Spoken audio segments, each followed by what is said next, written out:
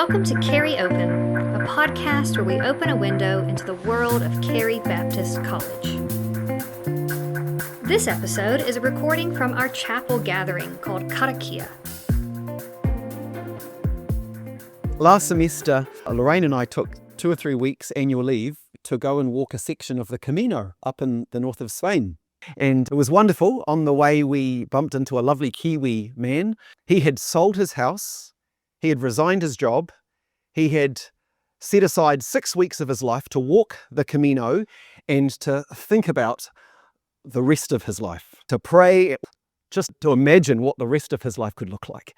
He was at a crossroads, and one night over some snacks, he and I got talking, and it was quite a special moment. He looked across the table at me and he said, "I've got a question." He said, "What makes life meaningful?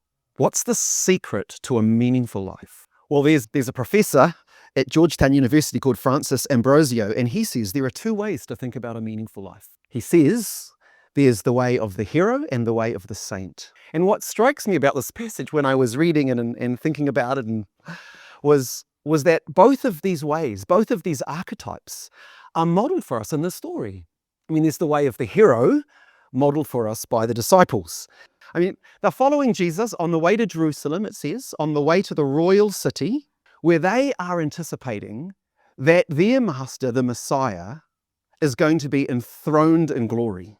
And so they come up to Jesus, James and John, and they say to him in verse 37, "Let one of us sit at your right and the other at your left in your glory." In other words, when you take power and you establish your kingdom, your government, give us the 2 top positions in your cabinet. We want the 2 top positions in your administration. And Mark says that when the other disciples got wind of this conversation, they're somewhat, the language is, they're indignant with James and John. They're angry with James and John. Why? Because they want those positions for themselves. I mean, just a few verses earlier, just flick back a page in the story, and you read that Jesus is asking his disciples, what were you arguing about on the road? And Mark says that they kept quiet because on the way, they were arguing about who was the greatest. I mean, the disciples are living in a world that's obsessed with status and honor and rank. In the Roman Empire, their context, the social order was basically one big pecking order, like a large ladder. At the top of this ladder, right at the top rung was Caesar, the emperor, ruler of all. And then beneath him was 600 or so senators who were ruling the empire. And then beneath them was the equestrian class. And then beneath them, the decurion class. And then, I mean, these are the elite ranks. Beneath them, the other 98% of the empire, they were what Tacitus calls the rabble. They were the personae mediocritas, the nobodies, right? But they had their own set of status hierarchies, their own ranks. So at the top of them was the citizens. They had their own, they had legal rights. They had their legal protections. They were citizens of the empire. Beneath them were the freedmen. They did not have those rights, as they weren't citizens, but at least they had their freedom. They were freedmen. They had personal liberty, at least. And then beneath them, at the very bottom of the ladder, were the slaves. They had no rights whatsoever. Nothing. They existed to serve everybody above them. So the goal of life in this world is to climb the ladder, to get as high as you can. And the greatest tragedy in life is to descend to the ladder. Humility in this world, humbling yourself, was not a virtue. So that's why one of the writers in that world, Plutarch, could write a book with the title, How to Praise Yourself Inoffensively. And that's why the emperor on the top rung, Caesar Augustus, wrote one of the best sellers of that genre with the title, The Achievements of the Divine Augustus. Listen to this. 3 times I triumphed at oration. 21 times I was named emperor. The Senate voted thanks for me to the immortal gods. 55 times in my triumphs, 9 kings or children of kings were led before my chariot. I have been consul 13 times. I was highest ranking senator for 40 years. A golden shield was given me by the Senate and people of Rome on account of my courage, clemency, justice, and piety. And after this time, I excelled all in influence. In other words, I'm the hero. I'm the greatest. Now, can you imagine living in a world like this? A world that's obsessed with status. Can you imagine that? Well, recently, I came across a very interesting experiment that was conducted by Harvard University. You may have heard about this. But in this study, they asked a series of students what they would prefer in terms of job offers. Would they prefer a job where they made $50,000 a year? Option A. Or would they prefer a job where they were paid $100,000 a year? Option B. Now, you think that would be a pretty obvious decision, except there was a twist. In option A, earning $50,000 a year, that was going to be accompanied by the reality that those around you all earned $25,000 a year, half of what you earned. In option B, earning $50,000 a year, everyone around you would earn, everyone around you would earn $100,000 a year.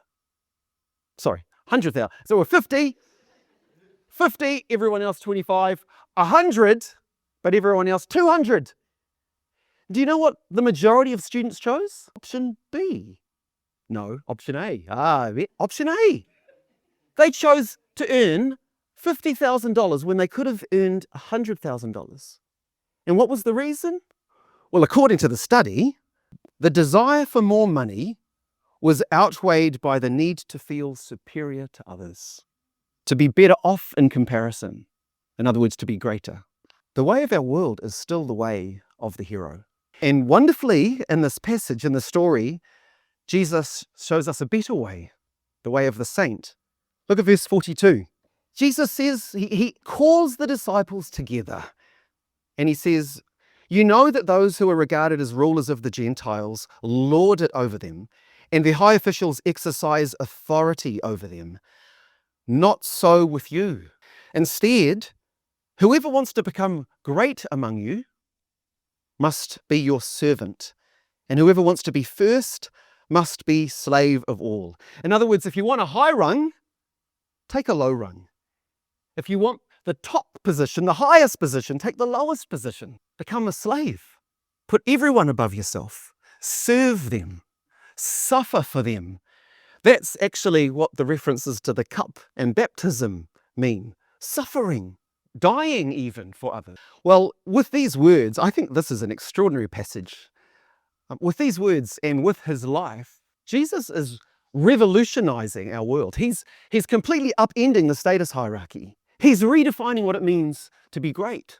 In fact, there are ancient historians like John Dickson who say that because of Jesus, we now live in a world where humility is a virtue, where humility is actually something that we find attractive. Take Sir Edmund Hillary, for example. 1953, he ascends to the peak of Mount Everest. Incredible achievement. And I guess as a result of that achievement, he is covered in an avalanche of honours, right? I mean, he's made into a knight by the Queen. I dub thee Sir Edmund. He's appointed High Commissioner, New Zealand High Commissioner to India and Nepal and Bangladesh. He's awarded the Order of the Garter, which is the highest order available, the highest honour in all of the British Commonwealth. But the Encyclopedia Britannica says this about him. Throughout his life, Hillary maintained a high level of humility, and his main interest came to be the welfare of the Himalayan peoples of Nepal, especially the Sherpas. Through the Himalayan Trust that he established, he built hospitals and airfields and schools. He put these people before himself. On one occasion, on one of his many returns to the Himalayas, some tourist climbers spotted him, recognized him, and said, "Oh, could we have a photo with you?" And he consented. And so they gave him an ice axe to look the part, and they set up for the photo. And as they were about to take the photo, another climber walked past, and not recognizing the man in the center of the photo, he strode up to Edmund Hillary and said, "Excuse me, that is not how you hold an ice axe. Let me show you." And everyone stood back and watched in silent amazement as Sir Edmund Hillary thanked the man, let him adjust the ice axe, and then happily continued with the photo. Now, I say that, and your estimation of Edmund Hillary increases, doesn't it? Because for us, humility is a virtue. We know that the best leaders, the most compelling leaders, are humble servants who use their resources and their influence to serve and bless and benefit other people, not themselves. Now, we know that, but like the disciples, I reckon, we can be just as preoccupied with status and honor as the rest of the world. No? Well, I think we can. There's an old story that's told about Thomas Aquinas, theologian, who was being shown all the glories of the Vatican in Rome. And Pope Innocent IV was leading him around, and the Pope said to him at one point, referencing the story of the lame beggar in the book of Acts, he said, "No longer does the church need to say, 'Silver and gold have I none.'" And Aquinas said to Pope Innocent IV, "And no longer can the church say, 'In the name of Jesus of Nazareth, stand up and walk.'" I was, over the last few months, I've been doing the spiritual exercises of Saint Ignatius. And they're very wonderful set of exercises to do, prayer exercises, and they do invite you to think very deeply about your life. I was doing one of these exercises, and I saw a picture of myself as an 11-year-old boy, just a young 11-year-old boy, walking across the playground at Wesley Intermediate School in Mount Roskill. And I was thinking to myself, if I were to win the school cross country, and I was to win the reading competition, and if I could win the art prize, they might make me head prefect, head boy. And if I became head boy, people would look up at me, and I'd feel really good about myself. Ever since then, I have so often tried to walk the way of the hero. I've so often tried to build my identity and my worth around being better than others. Bill McKibben writes this. He says, "Most of us have replaced the Christianity of the Bible with its call for sharing and personal sacrifice with a competing creed, the creed of self-improvement." He says, "Most of us in the West simply reflect the dominant culture, a culture of unrelenting self-obsession." So I guess the question to finish with is, how do we break free of that? And I think the answer is to look at the one who modeled for us the way of the saint. Verse 45, Jesus says to his disciples, "For even the Son of Man did not come to be served, even the Son of Man did not come to be served, but to serve, and to give his life as a ransom for many." Now, just a few days after speaking those words, Jesus is enthroned in Jerusalem between not two disciples, but two criminals, impaled on a cross. And in the Roman Empire, as I guess most of us know, death on a cross was so shameful, it was so awful, that Roman citizens weren't allowed to be crucified. It was a form of execution reserved particularly for slaves. So it was the bottom rung of all. And from the highest rung imaginable, the Son of Man, the King of glory, willingly descends the ladder, humbles himself, so that he can give himself as a ransom, purchasing our freedom from slavery to pride, redeeming us for himself. We mean everything to him. So in his love and in his death, we have all the status we need. I'm currently working away on a biography on J.K. Archer, and he's the New Zealand Baptist pastor who for much of his life worked 2 full-time jobs. 16 hours a day was his average. For much of his life, or for all of his life, but for much of each day, he was the pastoral leader of a local church. And for the rest of his day, he was a political leader in the wider community. He served as the mayor of Christchurch during the Great Depression. He was a member of parliament for about 12 years. He was the president of the Labour Party, which he helped to found and to run. And once he was preaching at a church on the text, "If you are the Son of God, come down from the cross." That was the text. If you're the Son of God, come down from the cross. And towards the end of his message, he said, some of my friends sometimes say to me, "JK, why do you spend so much time doing all this political stuff. Like, it just makes your life so hard. And what do people care anyway? The people that you're trying to serve. And this is what he said. I could come down from the cross that God has given me, but I must not. I've taken up my social work for Christ's sake. So I could lay this cross down, but I will not. Can you see Jesus enthroned on the cross for you? Can you hear him through this story saying to you, follow me, join me up here? And it might mean living on a meager ministry salary that doesn't quite pay the bills in Auckland. It might mean living without status and recognition in the eyes of our world as a member of the Carey staff. It might mean living on the other side of the world. It might mean living with and for some dysfunctional and frustrating person who doesn't give much back in return. But Jesus says, if you want to live a meaningful life, it will mean putting others above yourself, serving them, suffering for them. Because he says, in my kingdom, the way up is down. The way to the top is to the bottom.